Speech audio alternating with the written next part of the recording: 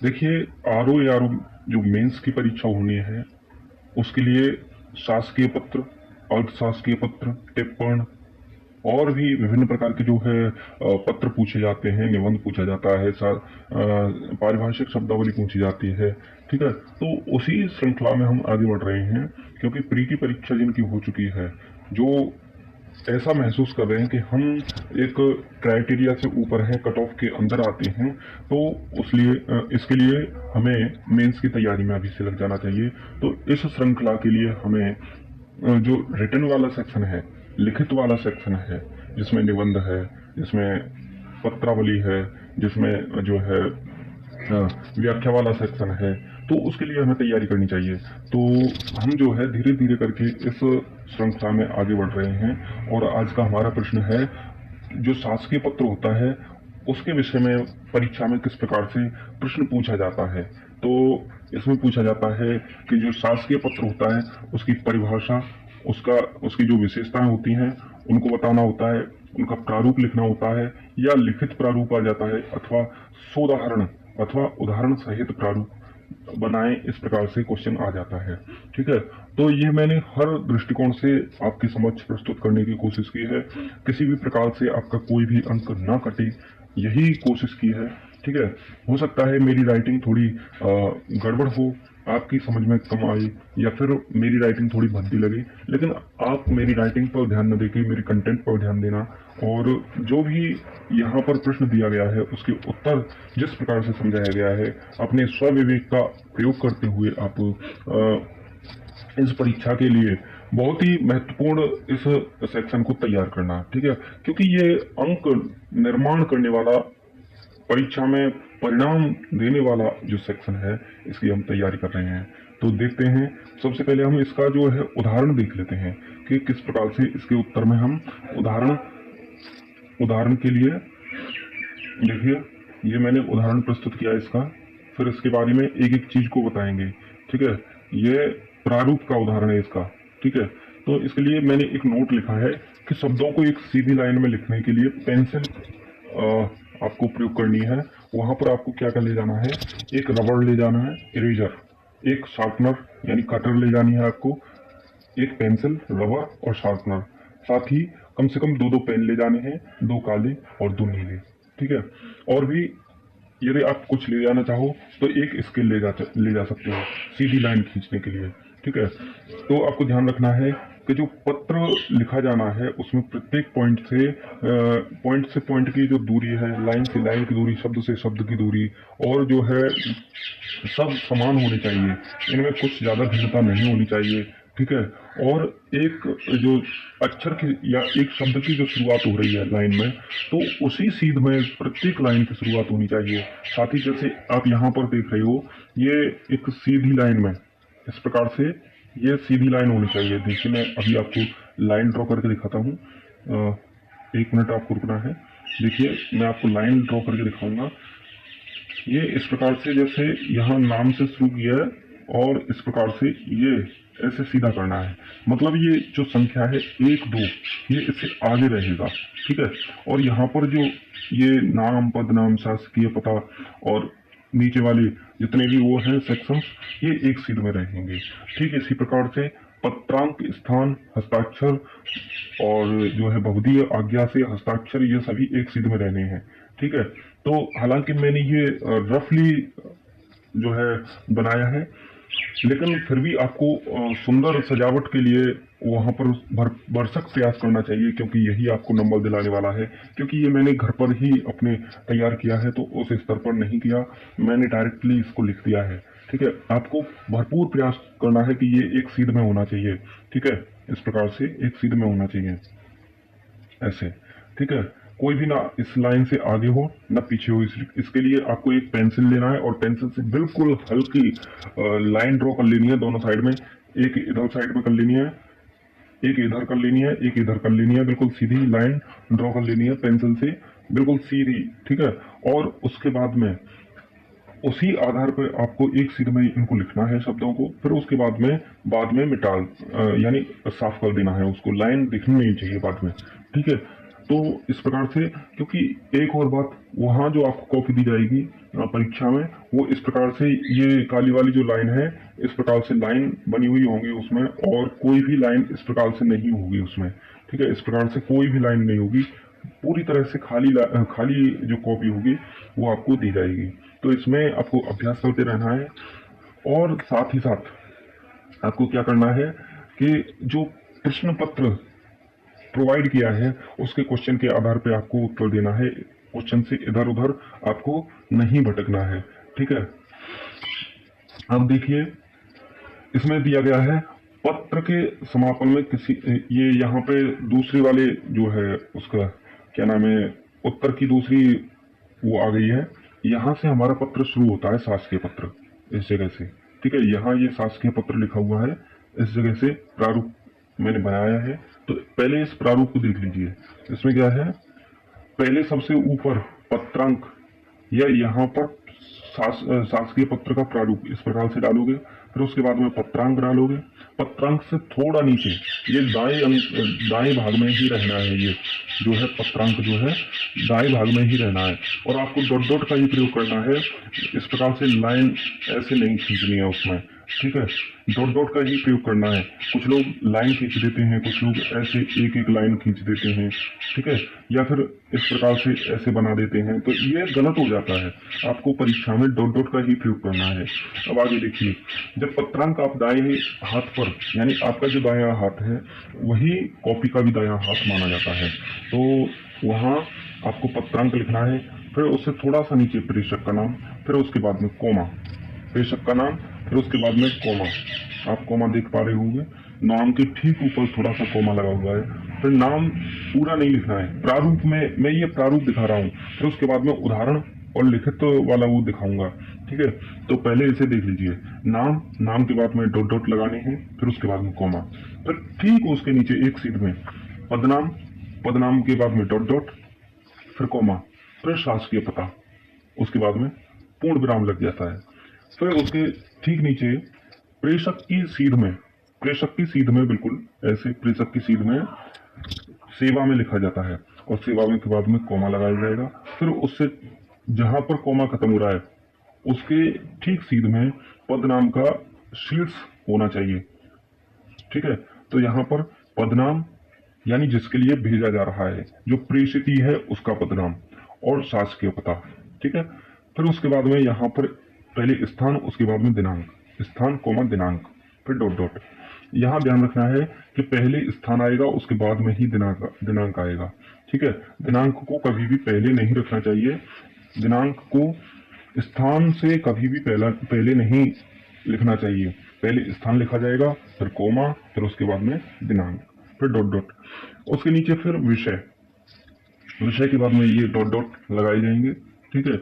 इसे रिक्त स्थान पूर्ति सूचक चिन्ह भी कहा जाता है। तो ये डॉट डॉट जो है हिंदी में रिक्त स्थान पूर्ति सूचक नाम से जाने जाते हैं। फिर उसके बाद में नीचे महोदय, महोदय करके कोमा, ठीक है। यहाँ पर किसी भी प्रकार से ऐसा शब्द प्रयोग नहीं किया जाता जैसे महोदय श्री, महोदय जी, केवल महोदय लिखा जाएगा। फिर उसके बाद में 2 लाइन डॉट डॉट करनी है, 2-2.5 लाइन जितनी भी हो सके, और फिर उसके बाद में 2 नंबर लिखा जाता है अगर आवश्यकता हो तो।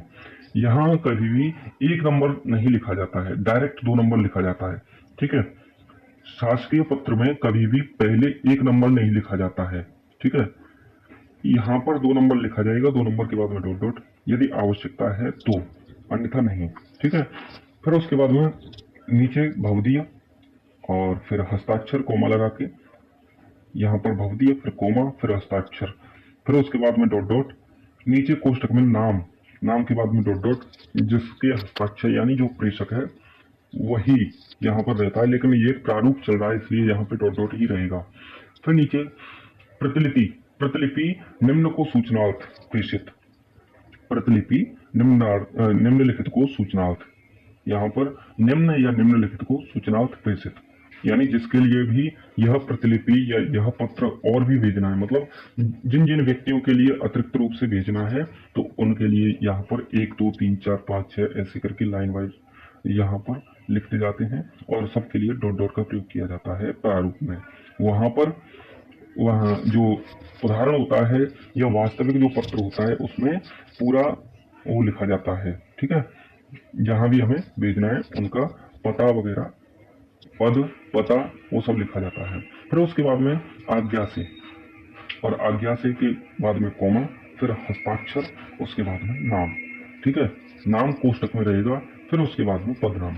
तो इस प्रकार से ये आपका जो है क्या नाम है इसका, शासकीय पत्र का जो प्रारूप है वो पूर्ण हो जाता है।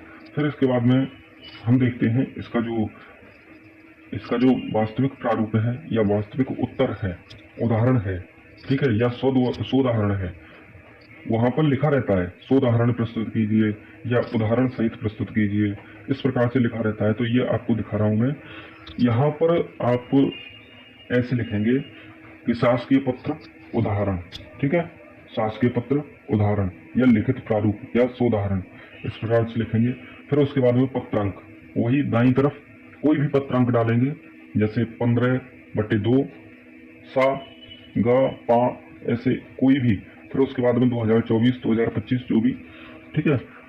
फिर उसके बाद में प्रेषक, अपने लेफ्ट हैंड पे प्रेषक, फिर उसके बाद में कोमा।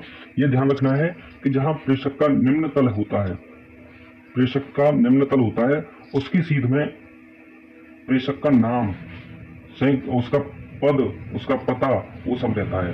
ठीक है, उसकी सीध से ही प्रारंभ होता है ये। ठीक है, तो अब देखिए, यहाँ हमेशा किसी का नाम नहीं लिखा जाता है, क्योंकि हम परीक्षा में उदाहरण लिख रहे हैं ना, तो इसलिए यहाँ पर किसी का नाम नहीं लिखा जाता है। यहाँ आवासा, क्षत्रज्ञ, ABC, इस प्रकार से XYZ, इस प्रकार से लिखा जाता है। ठीक है, तो प्रेषक आवासा, उसका पता, पहले उसका पद संयुक्त सचिव, उसका पता उद्योग मंत्रालय, भारत सरकार, नई दिल्ली। ठीक है, तो इस प्रकार से। फिर प्रेषिति मतलब सेवा में जिसके लिए भेजा जा रहा है पत्र। ठीक है, ये शासकीय पत्र है, तो इसका जो है, जो जिसके लिए भेजा जा रहा है उसका नाम या उसका पद, फिर उसके बाद में उसका जो स्थान होता है या पता होता है, शासकीय पता, वो लिखा जाता है। तत्पश्चात यहाँ पर मैंने लिखा था स्थान फिर दिनांक, तो स्थान जहां से भेजा जा रहा है, यानी प्रेषक कौन है, कहाँ का है, तो उसका स्थान लिखा जाएगा यहाँ। ठीक है, स्थान, और जिस दिनांक को लिखा जा रहा है वो, जैसे 5 जून, यहाँ पर ऐसे नहीं लिखना है 5/06/2025। ठीक है, इस प्रकार से नहीं लिखना है। यहाँ पर महीने का नाम लिखना है और कोशिश करना है छोटा ही रहे, जैसे मई, मार्च, जून, इस प्रकार से। ठीक है, या बड़ा लिख देते हो तो यहाँ पे स्थान नहीं बचेगा। कॉपी का साइज निर्धारित रहता है, तो उसमें जो है फिर अच्छा नहीं लगेगा, साइज भी कम हो जाएगा उसका, मतलब जगह कम बचेगी। कोशिश करनी है कम से कम जगह में ज्यादा से ज्यादा अपना संदेश दे सकें। ठीक है, फिर उसके बाद में विषय क्या होता है, पूरा जो हमारा पत्र है उसका लगभग सारगर्भित विषय वस्तु होनी चाहिए। पत्र की सारगर्भित विषय वस्तु, यानी जो हम पत्र के माध्यम से परिस्थिति को बताना चाह रहे हैं, उसके पढ़ने से पहले ही विषय पढ़कर वह अनुमान लगा सके कि पत्र में क्या संदेश छिपा हुआ है। ठीक है, तो इसलिए ये विषय यहाँ पर बताया हुआ रहता है। तो विषय में क्या है, शिक्षित बेरोजगारों को ऋण सुविधा प्रदान करने के संबंध में। ठीक है, यही बात यहाँ पर विस्तार से बताई जाएगी अंदर। ठीक है, फिर उसके बाद में विषय लिखने के बाद में क्या है, महोदय शब्द का प्रयोग करेंगे। महोदय के बाद में कोमा, और कोमा के ठीक नीचे से उपयुक्त ऐसे चालू करेंगे। उपयुक्त विषय के संदर्भ में यह कहने का निर्देश हुआ है, यह कहने का आदेश हुआ है, मतलब ये किसी अन्य पुरुष की शैली में कहा जाएगा। ये अपनी तरफ से नहीं कह रहे हैं हम किसी से, क्योंकि ये शासकीय अधिकारी के द्वारा किसी शासकीय अधिकारी को ही भेजा जा रहा है।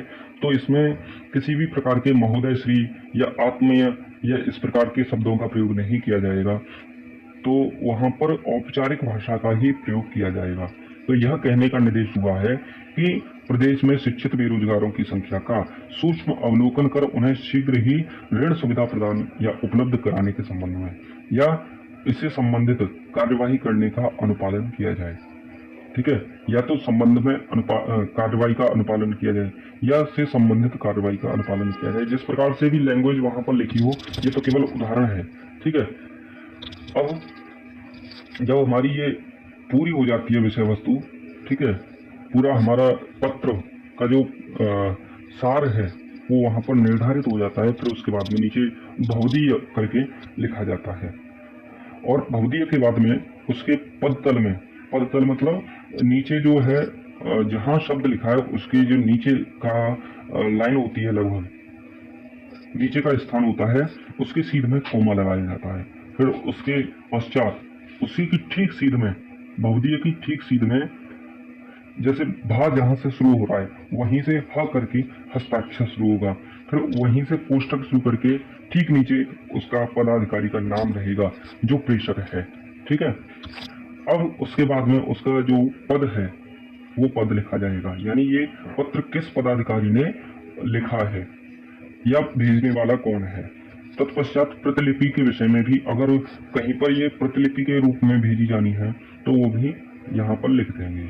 अगर यहीं पर कोई और भी विषय यहाँ पर लिखना होता तो यहाँ से 2 नंबर करके ये शुरू कर देते कि साथ ही ये कहने का भी निर्देश हुआ है कि जिन छात्रों की छात्रवृत्ति अभी तक रुकी हुई है उन्हें शीघ्र ही छात्रवृत्ति मुहैया कराई जाए। तो इस प्रकार से भी यहाँ पर 2 नंबर करके, फिर 3 नंबर करके, इस प्रकार से भी लिखा जा सकता था इसके नीचे। लेकिन यहाँ पर कभी भी 1 नंबर नहीं लिखा जाता है, हमेशा ये 2 नंबर से ही शुरू होता है। ठीक है, अब देखिए, जब प्रतिलिपि के विषय में देखेंगे तो प्रतिलिपि 1 2 3 4 ऐसे पॉइंट बनेंगे। ठीक है, प्रतिलिपि में हमेशा 1 2 3 4 पॉइंट बनेंगे। अब देखिए, प्रतिलिपि में क्या है कि वित्त व्यय नियंत्रण अनुभाग 5, अनुभाग 5 के अंतर्गत आता है वित्त व्यय नियंत्रण विभाग जो होता है। तो इसके लिए जो पत्र है भेजा जाना है तो उनके लिए भी प्रतिलिपि में स्थान दिया जाएगा। ठीक है, फिर उसके बाद में आज्ञा से के बाद में कोमा, फिर हस्ताक्षर में डॉट डॉट करके, या जो भी हस्ताक्षर करने वाले हैं यहाँ आपको हस्ताक्षर नहीं करना है, इस प्रकार से ही परीक्षा में हा करके डॉट डॉट कर सकते हैं। ठीक है, वहां पर हस्ताक्षर नहीं करने हैं। फिर उसके बाद में आवासा, जो यहाँ पर लिखा था वही आवासा, और फिर संयुक्त सचिव जो पद है वो पद यहाँ पर लिख दिया जाएगा। तो इस प्रकार से ये आपका जो है पत्र पूर्ण होता है। अब देखिए, इसके पश्चात हम यहाँ देखिए, ये जो है पूरा प्रारूप है शासकीय पत्र का, इसकी परिभाषा क्या होती है ये भी देख लीजिए, क्योंकि पहले उदाहरण मैंने इसीलिए समझाया ताकि आपको आसानी से हर बात समझ में आ जाए। अब आपको इसका प्रारूप देखना है और अपनी नोटबुक में लिख लेना है। देखिए, सबसे पहले मैंने यहाँ पर लिख भी दिया है कि जो शासकीय पत्र होता है उसके साथ में अंग्रेजी में ये नहीं लिखा जाता है ऑफिशियल लेटर। वैसे इसकी अंग्रेजी ऑफिशियल लेटर होती है, लेकिन वहां पर नहीं लिखना है आपको। ठीक है, ये वहां पर नहीं लिखना है। अब देखिए, इसकी परिभाषा क्या होती है। शासकीय पत्र आलेखन का वह औपचारिक प्रारूप होता है जिसमें एक पद से दूसरे पद को किन्हीं शासकीय नीतियों, निर्णयों, आदेशों, निर्देशों या सूचनाओं इत्यादि के सापेक्ष पत्र व्यवहार किया जाता है। यानी एक पद से दूसरे पद के लिए इसमें किसी व्यक्ति को शामिल नहीं किया जाता। हालांकि व्यक्तियों के द्वारा ही होता है ये कार्य, लेकिन व्यक्ति उसमें व्यक्तिगत नहीं होता, व्यक्ति प्रधान नहीं होता, उसमें पद प्रधान होता है। ये पद से पद के लिए संचालित होता है, पद से पद के लिए। ठीक है, ठीक है। तो इस प्रकार से अब इसकी विशेषताएं भी देख लेते हैं। विशेषताओं को जैसे देखें, हेडलाइन में विशेषता लिख के आपको लिखना है इसका उद्गम पद से, और इसका जो गंतव्य होता है वो भी पद ही होता है। यानी उद्गम और गंतव्य दोनों ही पद होता है। जैसे किसी जिलाधिकारी से किसी संयुक्त सचिव के लिए या किसी अनुभाग अधिकारी के पद से किसी अनुसचिव के पद के लिए ये लिखा जा सकता है। ठीक है, या सेक्रेटरी कोई भी हो सकता है या कोई भी पदाधिकारी हो सकता है, एक पद से दूसरे पद के लिए होता है। उसमें किसी भी प्रकार से किसी व्यक्ति को शामिल नहीं किया जाता या किसी व्यक्ति को विशेष स्थान नहीं दिया जाता। दूसरा, इसका संचालन द्विआयामी होता है। द्विआयामी मतलब ये कनिष्ठ से वरिष्ठ की ओर या वरिष्ठ से कनिष्ठ की ओर होता है, अथवा समान जो पद होते हैं, जैसे एक डीएम से, एक जिले के डीएम से दूसरे जिले के डीएम के लिए भी ये पद से पद के लिए भेजा जा सकता है। ठीक है, तो इस प्रकार से ये अपना विशेष स्थान रखता है। शासकीय कार्यों के लिए ही इसका प्रयोग किया जाता है, किसी विशेष कार्य के लिए इसका प्रयोग नहीं किया जाता। साधारण कार्य के लिए प्रयोग नहीं किया जाता, विशेष कार्य के लिए ही प्रयोग किया जाता है।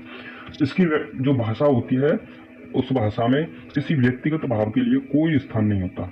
ठीक है, व्यक्तिगत भाव के लिए कोई स्थान नहीं होता। इसकी भाषा जो होती है वो सदैव सटीक होती है, सारगर्भित होती है, रूढ़ होती है तथा औपचारिक होती है। ठीक है, आत्मीय भाव इसमें कभी भी अपना स्थान नहीं ले सकता। इसे तटस्थ भाव से और अन्य पुरुष शैली में लिखा जाता है। किस प्रकार से लिखा जाता है? तटस्थ भाव से अन्य पुरुष शैली में। मैंने अभी बताया था कि इसमें अपने लिए या किसी अन्य के लिए स्थान नहीं रखा जाता है, तो इसलिए इसे अन्य पुरुष की शैली से, क्योंकि हम पदाधिकारी हैं तो हमें आदेश दिया गया है ऐसा करने के लिए, इसलिए हम ये पत्र लिखकर आपको सूचित या अवगत कर रहे हैं या निर्देशित कर रहे हैं या आदेशित कर रहे हैं। इस प्रकार से ये अन्य पुरुष शैली में है, अन्य पुरुष ने हमें निर्देशित किया है इसलिए। और तटस्थ भाव से होता है, इसमें किसी भी प्रकार के सम्मान या किसी भी प्रकार के अन्य भाव का प्रयोग नहीं किया जा सकता। तीसरा है, अगला पॉइंट है, पत्र का संबोधन सदैव पद के सापेक्षिक नियत व औपचारिक होता है। ठीक है, जो उसका संबोधन होता है वह सदैव निर्धारित होता है। अभी मैंने आपको बताया था, यहाँ पर ये महोदय, यहाँ पर केवल महोदय का प्रयोग होता है, न कि महोदय श्री, आत्मीय या इसी प्रकार के अन्य किसी भाव का प्रयोग किया जाता है। अगला जो पॉइंट है उसे देख लीजिए। जो पॉइंट है उसके विषय में मैं बताऊं आपको। पद का जो समापन होता है, पद के समापन में किसी विशेष शब्दावली जैसे आदर सूचक शब्दों का प्रयोग नहीं किया जाता। जैसे मैं आपका विशेष आदर करता हूँ, या मेरे मन में आपके प्रति अत्यंत सम्मान का भाव है, या करुणा का भाव है, या अन्य प्रकार के किसी भी भाव के लिए इसमें स्थान नहीं दिया जाता। तो इस प्रकार से आपने ये शासकीय पत्र के प्रारूप, लिखित प्रारूप, उदाहरण सहित या सोदाहरण प्रारूप या इस प्रकार की इसकी व्याख्या और परिभाषा को देखा। आपने इसे जाना, समझा, लिखा और समझा भी। तो इसलिए मैं आशा करता हूँ ये आपके लिए बहु उपयोगी साबित हो। न केवल अभी वर्तमान में इसका प्रयोग आप कर सकें, बल्कि जब आप पदासीन हो जाएं तब भी इसका प्रयोग कर सकें, ऐसी मुझे आशा है और ये आपके लिए बहु उपयोगी सिद्ध हो। ठीक है, तो आज के लिए हम इस कक्षा को यहीं विश्राम देते हैं। आगे किसी अन्य क्लास के साथ में हम आपके समक्ष उपस्थित होंगे। जय हिंद, नमस्कार, धन्यवाद।